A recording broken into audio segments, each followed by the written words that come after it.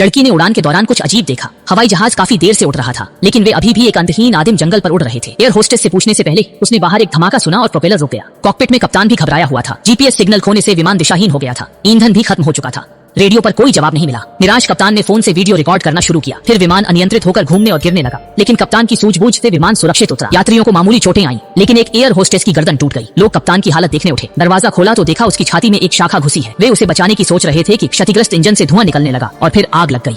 वेई ने तुरंत हैच खोला। सब भागने लगे। दो लोगों ने कप्तान की छाती से शाखा निकाली और उसे बचाया। वेई सबसे पहले भागा। वह अपना सामान खोलकर कुछ निकालना चाहता था। अन्ना ने समय पर आग बुझाई। उसे आश्चर्य हुआ कि वेई के बैग में इतना भारी क्या है, पर सोचने का वक्त नहीं था। एयर होस्टेस के अलावा 9 लोग बचे थे। वे सब भटके हुए थे, बिना सिर की मक्खी की तरह। जंगल में न तो मोबाइल सिग्नल था, न जीपीएस। गर्मी बहुत थी। एक मोटे आदमी को बहुत प्यास लग रही थी। ये देखकर मोटी बहन ने जल्दी से मिनरल वाटर उठाया और अपने पति को दिया, लेकिन जैसे ही उसने एक घूंट लिया, उसे एहसास हुआ कि उसे संसाधनों की बचत करनी होगी। हालांकि आशावादी मोटी बहन का मानना था कि अधिकारियों को इस मामले के बारे में पता होगा और वे बचाव के लिए रास्ते में होंगे, लेकिन कुछ लोगों की सोच इसके बिल्कुल विपरीत। इसलिए उन्होंने सबसे पहले एयर होस्टेस के शव को बाहर ले जाने का फैसला किया, ताकि गर्म माहौल में सड़ने से पूरी टीम बीमार न पड़ जाए, और अपना सिर प्रेमी की गोद में छिपा लिया। लेकिन कुछ देर बाद उसने जंगल में कुछ आवाज सुनी। वह तुरंत मुड़ी, लेकिन कुछ नहीं देख पाई। गिरते पत्ते उस जगह को बहुत अजीब बना रहे थे। तब तक अन्ना बची हुई सामग्री को व्यवस्थित करने लगी थी।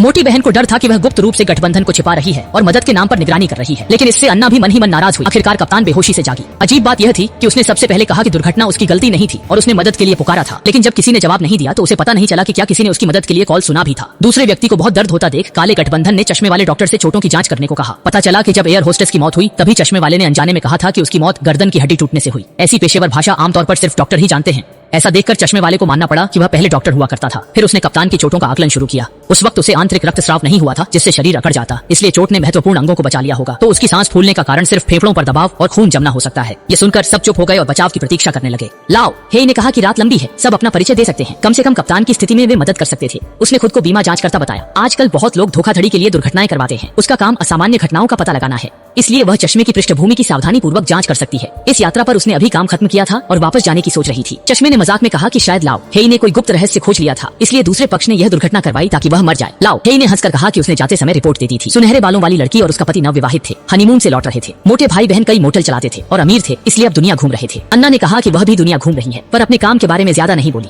उसने सबको सवाल न पूछने को कहा। चश्मे ने बताया कि वह पहले डॉक्टर था, पर एक घटना के बाद लाइसेंस खो दिया। अब वह वेटीमाला में चिकित्सा उपकरणों का व्यापार करती है। अंत में इवेन की बारी आई, जो अजीब व्यवहार कर रही थी। उसने कहा कि वह नई रेसलर है और उसके सूटकेस में कपड़े और सामान है। मास्क और वेशभूषा रेसलर के लिए जरूरी है, इसलिए वह उन्हें बचा रही थी। लाओ हेई ने कहा कि स्थिति अच्छी नहीं है। उसने पहले विमान की जांच की थी और पाया था कि जीपीएस काम नहीं कर रहा। शायद बचाव दल को पता नहीं कि वे कहाँ हैं। सह पायलट ने कुछ कागज भी फेंके थे। क्या उसने वैकल्पिक मार्ग चुना क्योंकि नेविगेशन खो गया था? लेकिन विमान का मार्ग तय होता है। एयरलाइन पर्याप्त ईंधन डालती है। फिर कप्तान ने जानते हुए भी वैकल्पिक मार्ग क्यों चुना कि ईंधन कम है? लाओ हेई का विश्लेषण सटीक था, पर उसे पता नहीं था कि उसने गोरी लड़की के संदेह को जगा दिया था। उसने लाओ हेई से पूछा कि उसे इतनी जानकारी कैसे मिली। लाओ हेई ने बताया कि दुर्घटना के बाद इंजन अचानक चला। अगर ईंधन होता तो विमान फट जाता, इसलिए कप्तान ने जानबूझकर दुर्घटना नहीं की होगी। यह सुनकर सबने सिर हिलाया और लाओ हेई पर संदेह कम हुआ, लेकिन कप्तान के इरादे समझने के लिए अभी भी सच्चाई जानना जरूरी था। हालांकि कप्तान अब खतरे में था। लाओ हेई ने फिर चश्मे से सर्जरी करने को कहा, पर चश्मे ने मना कर दिया और पूछा कि वह ऐसा क्यों कर रहा है।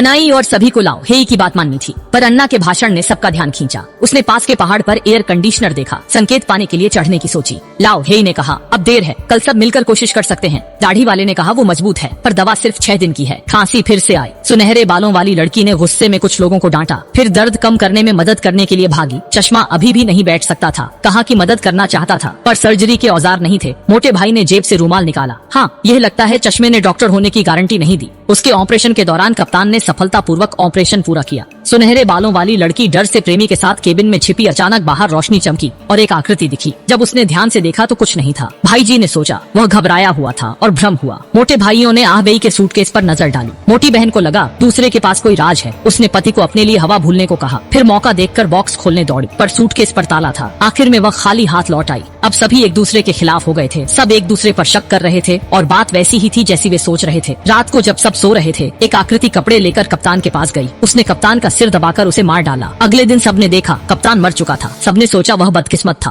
और संक्रमण से मरा। सिर्फ चश्मा बहुत उलझन में था, क्योंकि कप्तान के शरीर पर संक्रमण का कोई निशान नहीं था। यह इस साल का हिट अमेरिकी थ्रिलर है। मेक्सिको के एक शवगृह में 9 लाशें, और चौंकाने वाली बात यह है कि जब 9वें दिन सेना ने उन्हें ढूंढा, कई लोग ठंडी लाशें बन चुके थे। 10 यात्रियों की 10 तस्वीरें होनी चाहिए थी, पर सिर्फ 9 लाशें मिली। कप्तान का हत्यारा कौन था? क्या वह वही लापता बचा हुआ व्यक्ति था? और वह इस खतरनाक जंगल से कैसे बच निकला? ये रहस्य केवल आगे की कहानी से सुलझेंगे। गर्मी में कप्तान का शव सड़ने लगा था। लाओ हेई ने चश्मे को बुलाकर उसे हटवाया, पर उन्हें ध्यान नहीं रहा। ले जाते वक्त फोन गिर गया। जी भाई ने देखकर उसे चुपके से छुपा लिया। गोल्डी को आश्चर्य हुआ कि वो क्यों ले गया। जी भाई ने कोई बहाना बना दिया। फिर उसने पेट दर्द का बहाना किया। वो टिश्यू लेकर जंगल में चला गया। अकेले में जी भाई ने चाकू छिपा लिया। जब वो दोनों चले गए, उसने निर्दयता से कप्तान की उंगली काटी। फिर कोने में छिपकर फोन अनलॉक किया। वो कप्तान का पैसा चुराना चाहता था, पर उंगली और पासवर्ड दोनों चाहिए थे। उसकी मेहनत बेकार गई। अंत में वो सबूत फेंक कर लौट आया। उसी समय अन्ना को सामान में एक बॉक्स मिला। तलवार ने मोटे को पहचान लिया। बोला, ये खेल का सामान है, मत खोलो अन्ना। कुछ कह पाती उससे पहले मोटी बहन ने पति को बुलवाया। उसे एक डरावनी बात याद आई। पड़ोसी की पत्नी को पति ने मार डाला था। उसकी मौत कप्तान जैसी ही थी। चेहरा नीला, आंखें सूखी। उसे लगा कप्तान की भी हत्या हुई है, पर क्यों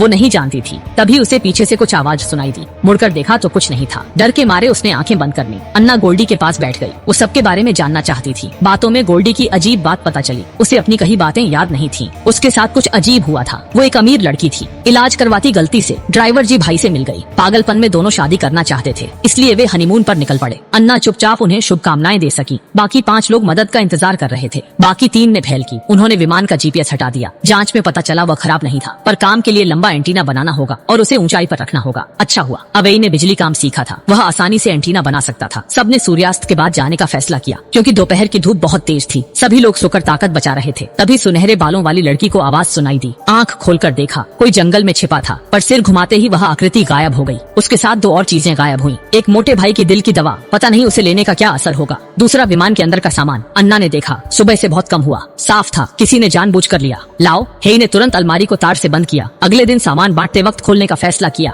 इससे अन्ना को लगा लाओ हेई भरोसेमंद है, पर जांचकर्ता होने पर उसे शक था, इसलिए उसने फोटोग्राफर होने की बात कही और अपनी तस्वीरें दिखाई। इससे लाओ हेई को भी अन्ना पर भरोसा बढ़ा। यह आगे की कहानी में अहम साबित हुआ। जल्द ही बातों में सूरज ढल गया। सब मिलकर पहाड़ की ओर चल पड़े। रास्ते में कुछ रंगीन जानवर दिखे। वे उन्हें तोड़ना चाहते थे, पर अनुभवी अन्ना ने रोक दिया। यह एक जहरीला जीव था, जिसे विनाशक कहते हैं। छूते ही मुंह से झाग निकलने लगता है। मोटा भाई दवा न लेने से चल नहीं पाया, इसलिए वह पीछे रह गया। पर वह बैठा नहीं रहना चाहता था, तो वह रहस्यमय बॉक्स लेकर चल दिया। तभी भाई जी को एक तालाब मिला। उसने सबको बुलाया। जल्दी से जूते मोजे उतारे, पानी में कूदकर तैरने की सोची। अच्छा हुआ अवेई ने समय पर रोक दिया। ऐसे जंगली तालाब खतरनाक होते हैं, कौन जाने क्या निकल आए। उसने भाई जी का जूता अंदर फेंक दिया। अगले पल जूता पानी में खींच लिया गया। साफ था अंदर कोई बड़ा जानवर है। तभी कैंप की तरफ से गोली चली। सब लोग वापस भागे। मोटे भाई और कंपनी वाले लड़ रहे थे। उन्होंने भी बॉक्स से बंदूकें निकाली। इस सब में काफी वक्त लग गया। धीरे धीरे अंधेरा छा गया। अब पहाड़ जाना ठीक नहीं था। सब कैंप लौटकर औजार ढूंढने लगे। अन्ना के निर्देश में उन्होंने अग्निशामक से पानी निकाला, फिर आसवन से खुर और जिगर अलग किए। अब उनके पास काफी पानी था और मोटे भाई को बंदर का मांस भी मिला, पर उसका स्वाद अच्छा नहीं था। लाड़ प्यार वाली गोरी लड़की ने अपना खाना मोटे भाई को दे दिया। खाते समय लाओ हेई ने मोटे भाई और आहवेई के बॉक्स की बात की। सबने आहवेई से जांच करवाई। उसके बॉक्स में सिर्फ एक मुखौटा था। इससे सभी ने राहत की सांस ली और आहवेई पर से शक हट गया। सोने का वक्त आया। दाढ़ी वाले को थोड़ी तकलीफ थी, पर वो सो गया। किसी ने बिस्तर में फोन से एक औरत से कुछ गुप्त बात की। जाहिर है दोनों के बीच कोई राज की बात थी। तीसरे दिन सुबह मोटा भाई बेहोश होकर उल्टी कर रहा था। अन्ना ने पाया कि मोटे भाई को खाना जहर हो गया था। नमक से उल्टी कराना था। केबिन में नमक था, पर अलमारी बंद थी। तब तक मोटे भाई को बहुत दर्द हुआ।